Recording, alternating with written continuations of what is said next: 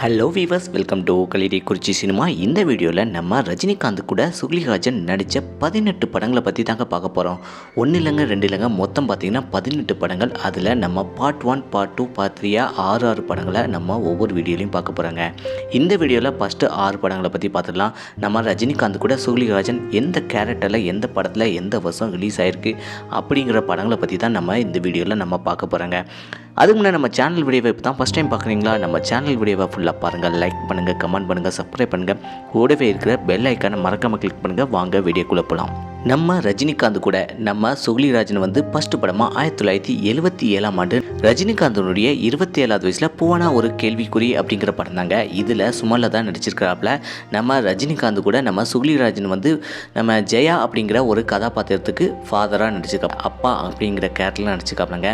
இந்த படத்தை எஸ்பி முத்துராமன் தான் டைரக்ஷன் பண்ணிக்காப்புல. இதில் நம்ம ரஜினிகாந்த் வந்து சம்பத் அப்படிங்கிற கேரக்டரில் செம சூப்பராகவே நடிச்சிருக்காப்புலங்க. ரெண்டாவது படம் 1977ஆம் ஆண்டு நம்ம ரஜினிகாந்தனுடைய 27வது வயசில் 6 புஷ்பங்கள் அப்படிங்கிற படம் தாங்க. இதில் ஒய் விஜயா நடிச்சிருக்காப்புல. இதில் நம்ம சுக்லிராஜன் வந்து கந்தசாமி அப்படிங்கிற கேரக்டரில் செம சூப்பராகவே நடிச்சிருக்காப்புலங்க. இந்த படத்தை KM பாலகிருஷ்ணன் வந்து டைரக்ஷன் பண்ணிக்காப்புல. இதில் ரவி அப்படிங்கிற கேரக்டரில் நம்ம ரஜினிகாந்த் செம சூப்பராகவே நடிச்சிருக்காப்புலங்க. மூணாவது படம் 1978ஆம் ஆண்டு நம்ம ரஜினிகாந்தனுடைய 28வது வயசில் சங்கர் சலீம் சைமன் அப்படிங்கிற படம் தாங்க. இதில் லதா நடிச்சிருக்காப்புல. நம்ம சுக்லிராஜன் வந்து கபாலி அப்படிங்கிற கேரக்டரில் செம சூப்பராகவே நடிச்சிருக்காப்புலங்க. இந்த படத்தை வந்து P. மாதவன் டைரக்ஷன் பண்ணிக்காப்புல. இந்த படத்தில் நம்ம ரஜினிகாந்த் வந்து சைமன் அப்படிங்கிற கேரக்டரில் செம சூப்பராகவே நடிச்சிருக்காப்புலங்க. நாலாவது படம் 1978ஆம் ஆண்டு நம்ம ரஜினிகாந்தனுடைய 28வது வயசில் 1000 ஜென்மங்கள் அப்படிங்கிற படம் தாங்க. இதில் பத்மபிரியா நடிச்சிருக்காப்புல நம்ம ரஜினிகாந்துக்கு ஜோடியா. இதில் சுக்லிராஜன் வந்து அழகு அப்படிங்கிற கேரக்டரில் செம சூப்பராகவே நடிச்சிருக்காப்புலங்க. இந்த படத்தை டைரக்டர் துரை தான் டைரக்ஷன் பண்ணிக்காப்புல. இதில் ரமேஷ் அப்படிங்கிற கேரக்டரில் நம்ம ரஜினிகாந்த் செம சூப்பராகவே நடிச்சிருக்காப்புலங்க. அஞ்சாவது படம் 1978ஆம் ஆண்டு நம்ம ரஜினிகாந்தனுடைய 28வது வயசில் பைரவி அப்படிங்கிற படம் தாங்க. இதில் ஸ்ரீபிரியா நடிச்சிருக்காப்புல. இதில் நம்ம சுக்லிராஜன் வந்து பண்ணை அப்படிங்கிற கேரக்டரில் செம சூப்பராகவே நடிச்சிருக்காப்புலங்க. இந்த படத்தை M. பாஸ்கர் தான் டைரக்ஷன் பண்ணிக்காப்புல. இதில் நம்ம ரஜினிகாந்த் வந்து மூக்கையா அப்படிங்கிற கேரக்டரில் செம சூப்பராகவே நடிச்சிருக்காப்புலங்க.